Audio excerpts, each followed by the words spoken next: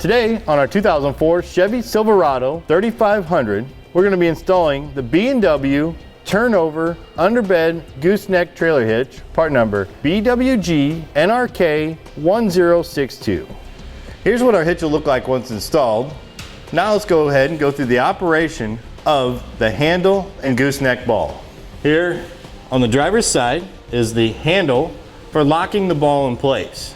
To unlock the handle, we'll pull out, rotate it towards the cab, and it holds the handle out, keeping the pin inside the gooseneck head away from the center section so that we can remove the gooseneck ball.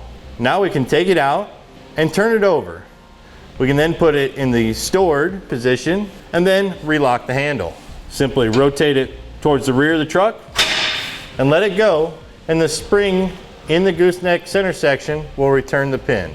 One of the really nice features about the gooseneck install is the custom installation and the fact that we don't have to drill into the frame. We utilize the manufacturer's attachment points and U-bolts to secure the side bracket to the frame, and then just the pre-drilled holes in the side bracket to attach it to the cross members. Now to install the gooseneck ball, doesn't matter which side we install towards the latch, as it's all drilled the same. We simply drop it in place, throw the latch, and it locks it into position. Next, we'll go ahead and show you how to install the hitch. We're first going to go ahead and prep the vehicle by lowering and removing the spare tire and the rear wheels.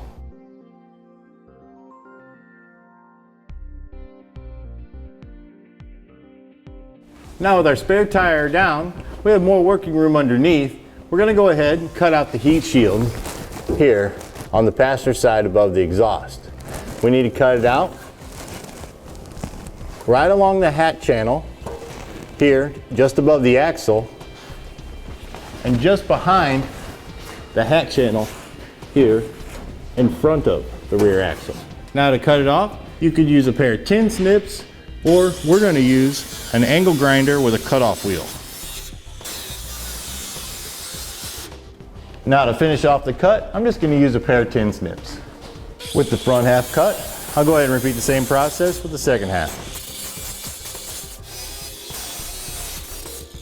Now once we have it cut, we'll go ahead and wiggle it free and pull it out. Next, I'm going to take a hammer and just turn up any of the sharp edges so that we don't catch them on our hands.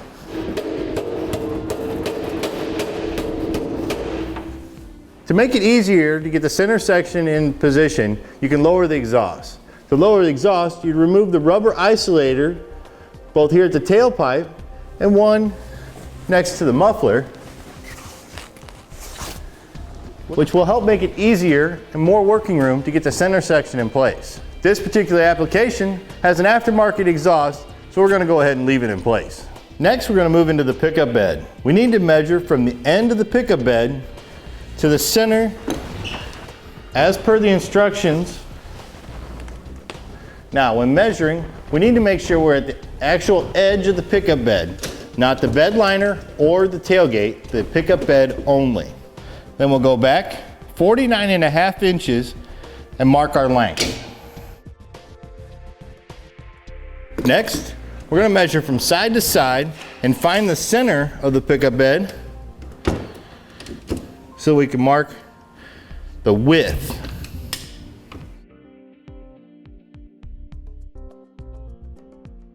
Now once you've found your length and your width and you're in the center of the pickup bed, I'm going to go ahead and use a 1/4 inch bit to drill out my pilot hole. Once I drill out the pilot hole, I can then bring in my hole saw to drill down through the pickup bed, and in this application also the bed liner.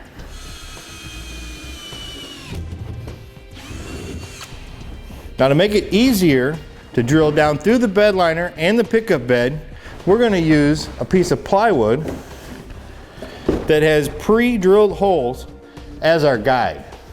This will help to keep it centered and going down smoothly through the bed liner and pickup bed.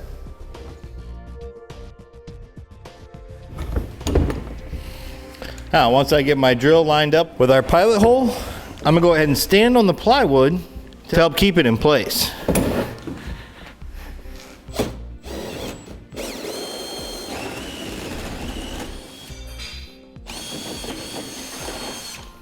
Quick tech tip, depending on the depth of your hole saw, it may be necessary to remove the liner before going all the way through the pickup bed.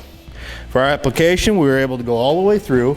We now have our hole drilled out for the throat of the center section where our gooseneck ball will mount. Next, we're going to go ahead and install the cross rails.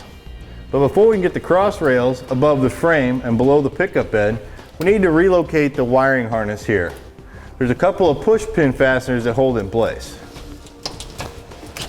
Using a flat blade screwdriver or an interior trim panel tool, we can just pry those push pins out of the way and give us enough room to get over top of the frame. Now our front rail here has pre-drilled holes and one bolt that's been pressed into it by the manufacturer. This bolt will go over top of the fuel tank on the driver's side. So we're going to go ahead and feed it in like this so that we can rotate it up into position and slide it into place.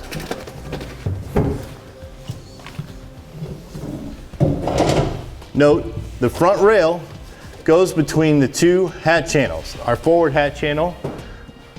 It's also the same two hatch channels where we drilled the 4-inch hole in between. We'll bring the cross rail all the way in and center it up. Next, we're going to slide the rear cross rail in between the two narrow hatch channels. So it'll be our rear cross rail and behind the 4-inch hole. Our rear cross rail has pre-drilled and threaded holes that will accept the 1/2-inch hardware. As you can see, the hole is offset and we want the hole offset down so the larger space will go up. And we'll keep that in mind once we turn it up into position. We're just going to lay it flat until we get it above the frame rails.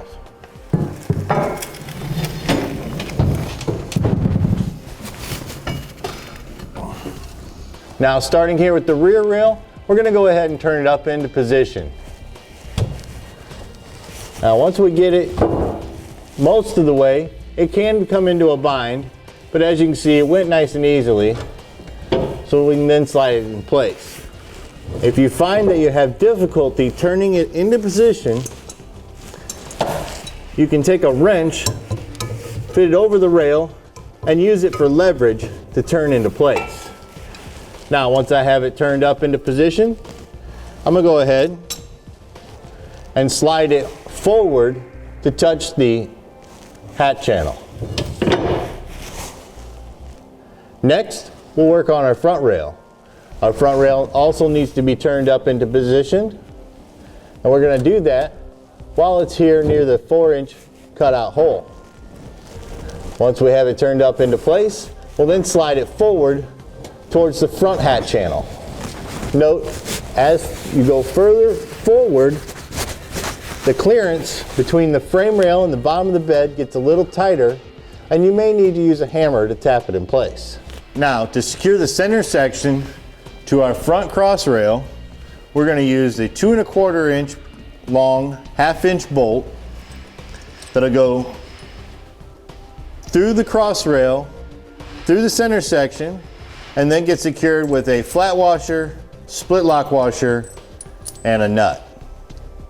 We'll have a total of 3 fasteners that secure the front cross rail to the center section, the pressed bolt, and 2 more that we'll install. For the rear cross rail to center section, we're going to use the 1½ inch long 1/2-inch bolt, a split lock washer and flat washer that'll go through the attachment point in the center section and thread into the rear cross rail. We're now ready to put the center section in place. We'll feed it up over the exhaust and then over top of the fuel tank, lining up the pressed bolt in the front cross rail with the attachment point in the center section. Keep in mind that the latch rod here for the throat that locks down the ball will face the driver's side.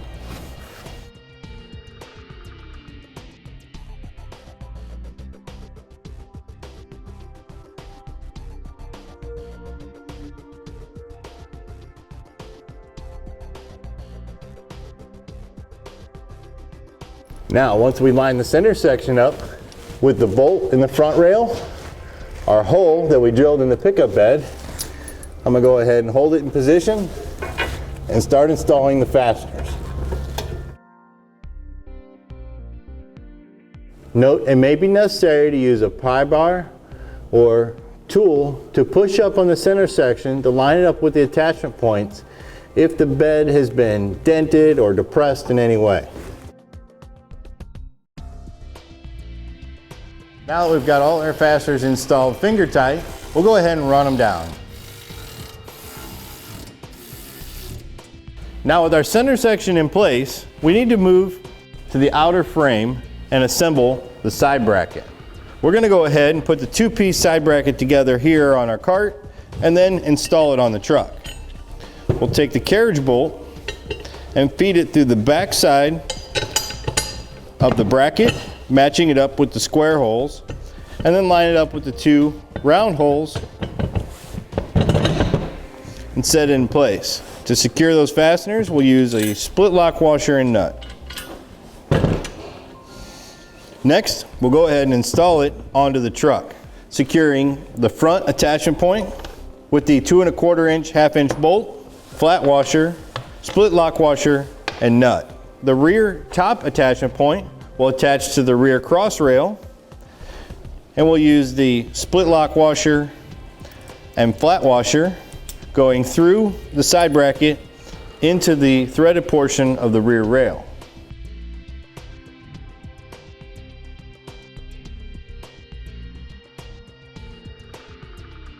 After we slide the bolt in on the front rail to help hold the weight of the side bracket, we'll go ahead and install the rear rail fastener. This time we're just going to go ahead and install our fasteners finger tight. Next, we're going to take a U-bolt, go around the frame, and come out the 2 pre-drilled holes here at the top and the bottom of the side bracket. Keep in mind when going around the frame to be careful not to pinch any wires or brake lines. Now to secure the U-bolt, we're going to use a split lock washer and nut.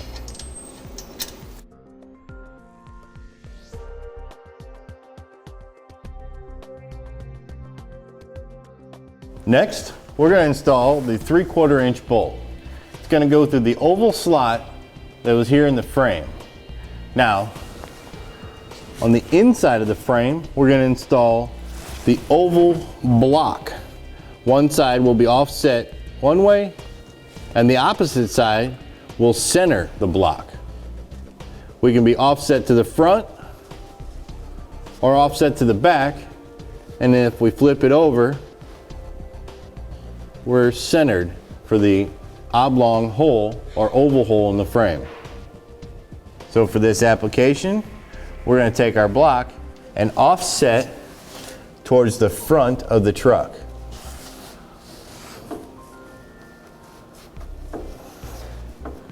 Once we have the block in place, we'll take the bolt and feed it from the outside in,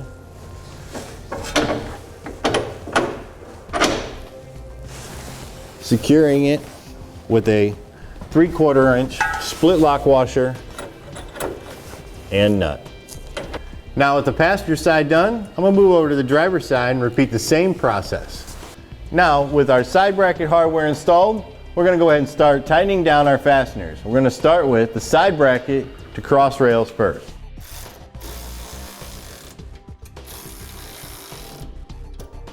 Once we have them tightened down, we can go ahead and torque the specifications as indicated in instructions.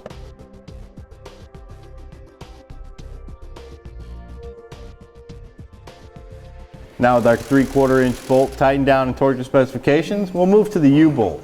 As we tighten down the U-bolt, we want to make sure we do it evenly from top to bottom.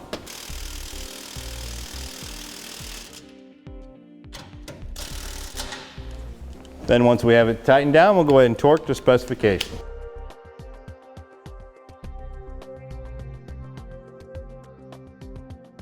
Now with our U-bolt tightened down, we'll tighten down the 2 carriage bolts that we installed to secure the 2 side bracket halves together. Now with the passenger side bracket tightened and torqued to specifications, I'm going to move over to the driver's side and repeat the same process. We'll move underneath the truck and tighten down the center section to the cross rails.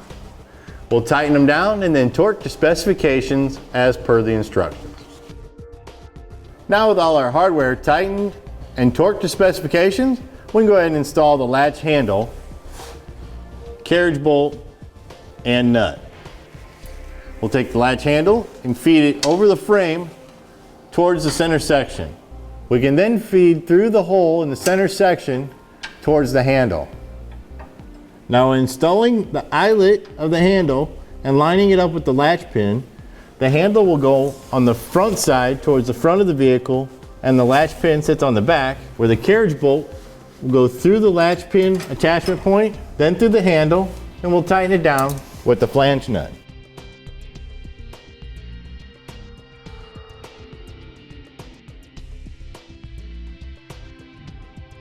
Now, using the center section as a template, we'll drill out the 4 attachment points for the U-bolt chain hold down. To drill it out, we're going to use the step bit process, starting with a smaller pilot bit. Then we're going to move into the pickup bed so we can drill down through the bed and through the center section till we get to our final size of a 1/2 inch as per the instructions.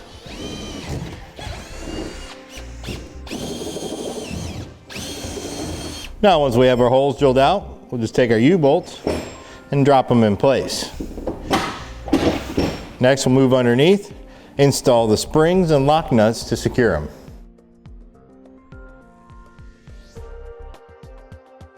We'll tighten the nut down till it's flush with the bottom of the U-bolt. There's the 2 on the passenger side. Next I'll do the 2 on the driver's side.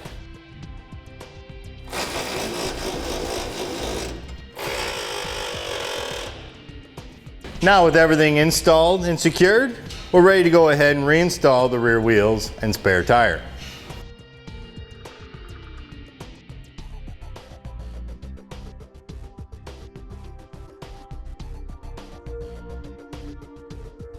And there you have it for the review and install of the B&W Turnover Underbed Gooseneck Trailer Hitch, part number BWG NRK 1062 on our 2004 Chevrolet Silverado 3500.